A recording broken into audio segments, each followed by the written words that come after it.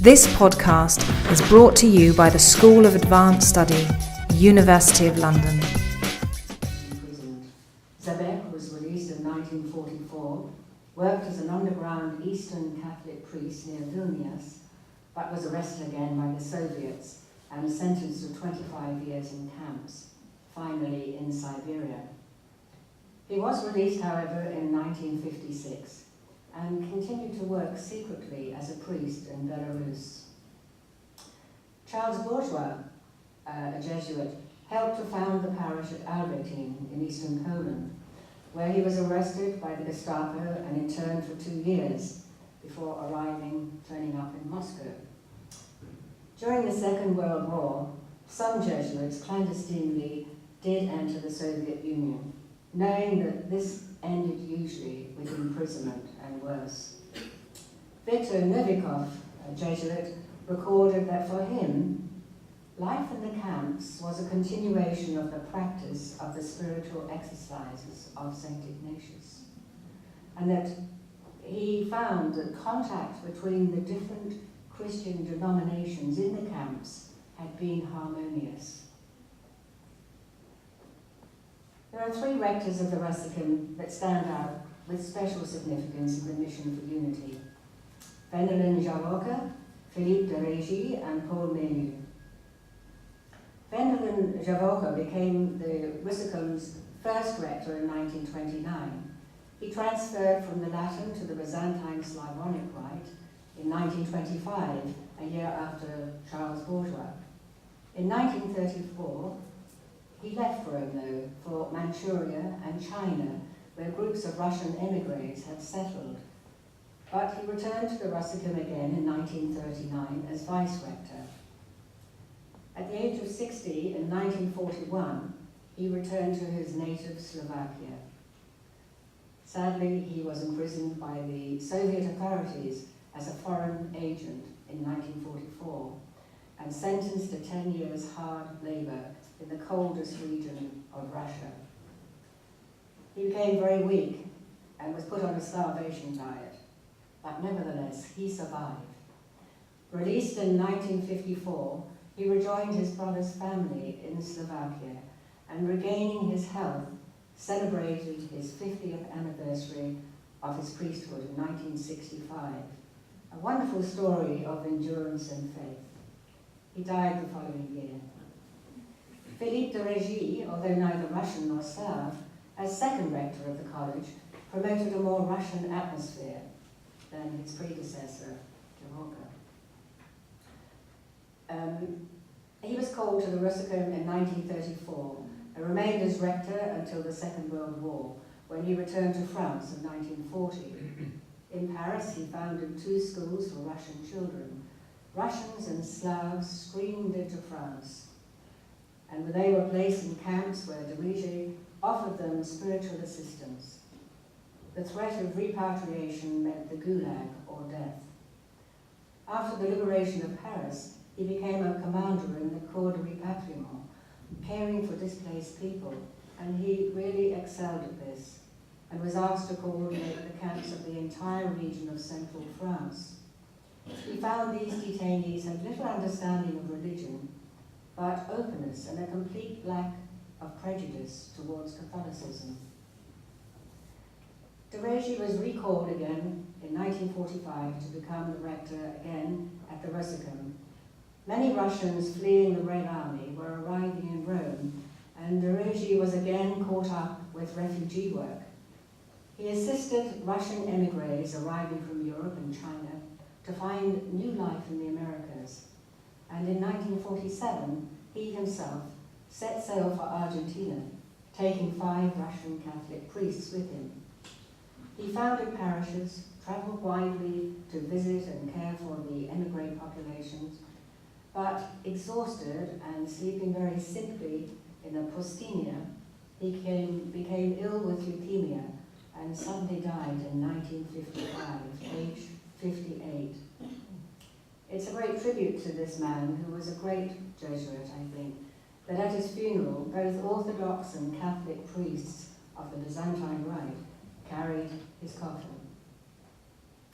De Régis wrote a prophetic testimony, Le Travail Futur, in the last year of his life, and this records the change that had emerged in his own understanding of Catholic Orthodox relations, that became an intrinsically ecumenical perspective towards Russia.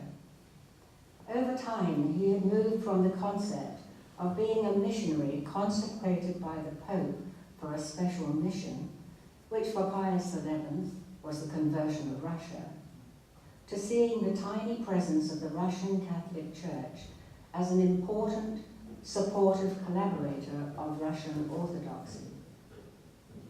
De Régis' predictions were realized at the Second Vatican Council, and they became part of the Church's official teaching on ecumenism.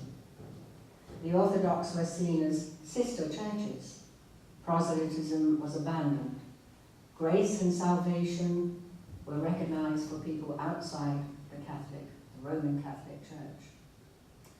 He foresaw a time when Russia is finally thrown open, and while he passionately believes that priests must embrace evangelization, he wrote, "I deplore, or would judge fatal, the idea of proselytism in the new Russia, a proselytism which strives only to extend the boundaries of Catholicism or recruit new members for the Catholic Church. Only one method can be employed: fraternal and disinterested collaboration with the Russian Orthodox Church in the task of education and religious training."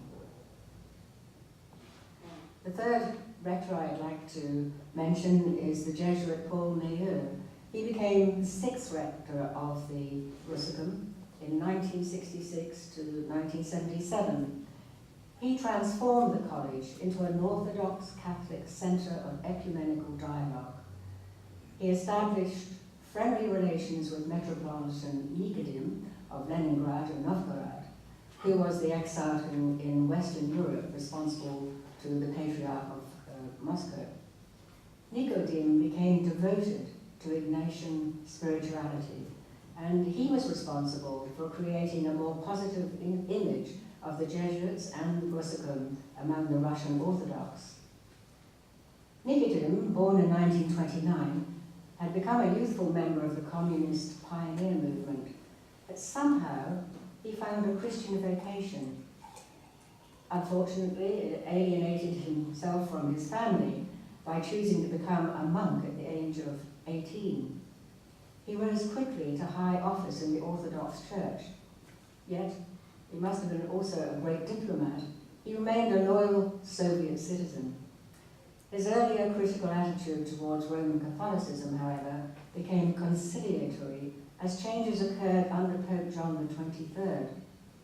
Nikodym even contributed to the translation of the Latin Mass into modern Russian, which he undertook in a spirit of prayer.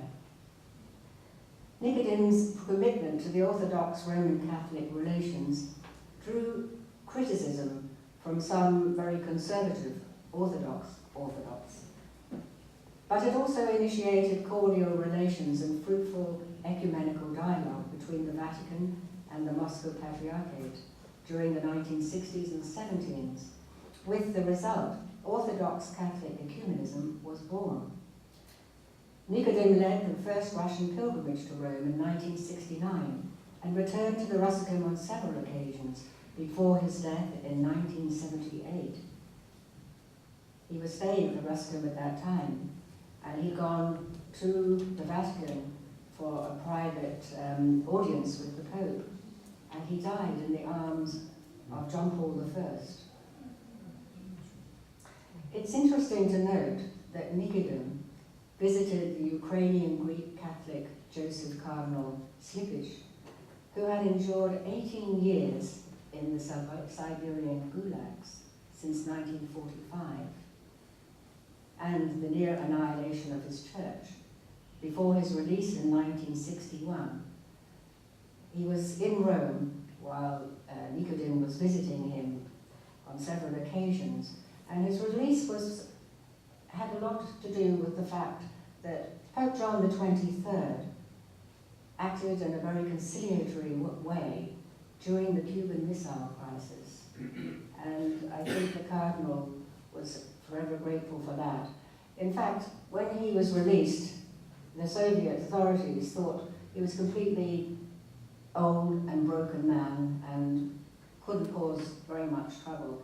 How mistaken they were, because he used the rest of his life to reactivate the Greek Catholic Church in Ukraine and became a powerful head of that church during his life and time, traveling the world to unite those Catholics. Since Vatican II, 1962 to 65, the Russicum has become a European ecumenical college, welcoming Greek Catholic students of the Latin Rite or Orthodox Christians as well. However, when the Soviet Union fell and Russia opened to the West, almost no one who had trained at the Russicum wished to be involved in the apostolate in Russia.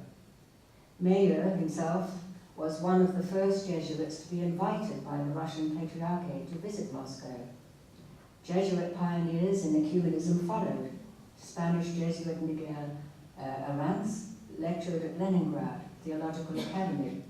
Later, the Superior General Pedro Arrup twice visited the Soviet Union at the invitation of the Moscow Patriarchate, and the American Jesuit John Long, rector at the Russicum till 1995, and a leading ecumenist and expert on Russian Orthodoxy, enabled Orthodox students to study at the Russicum. Perestroika and the fall of communism in 1989 brought certain freedoms for religious organizations registered by the Soviet state. Legally, all religious associations are separated from the state and equal before the law. Catholic seminaries opened in St. Petersburg and Novosibirsk, with 3 Russians ordained priests in 1999 and 47 Russian seminarians in 2000. A remarkable Jesuit, Joseph Wirth, currently Bishop of Novosibirsk, was appointed Latin Apostolic Administrator of Siberia for Russian Catholics in 2005 by John Paul II. To give some scale to this area covers 4.2 million square miles and extends through 9 different time zones. Initially supported only by 2 priests, he now has 100 priests, nuns and lay workers from around the world to help minister to over 1 million Catholics, mostly of German and Polish ethnic origin. Bishop Wirth's family history is extraordinary. His paternal grandfather was deported as a kulak in 1929 with his wife and children. His maternal grandfather was also deported at the same year. And this is the year of the Holodomor mentioned earlier. This area is now the city of Karaganda, where the bishop was born in 1952, the second of 11 children. The family held on to the Catholic faith, although Joseph did not experience liturgy in a church, although there were seminaries, until at the age of 20, he was sent to Lithuania on national service. Joseph studied clandestinely for the priesthood in Lithuania and became a Jesuit in 1984, the first Roman Catholic priest ordained since the 1930s in the Asian part of the former Soviet Union. In conclusion, a relationship between the Society of Jesus and the Eastern churches, as Anthony has already pointed out, that contributes to a dialogical discourse between Catholic, Orthodox and Greek Catholic churches, is an ongoing affair of great importance in the evolution of ecumenical understanding and the continuing quest for Christian unity. It is also a work that is true to the nation's spirit and ethos of doing all for the greater glory of God and the more universal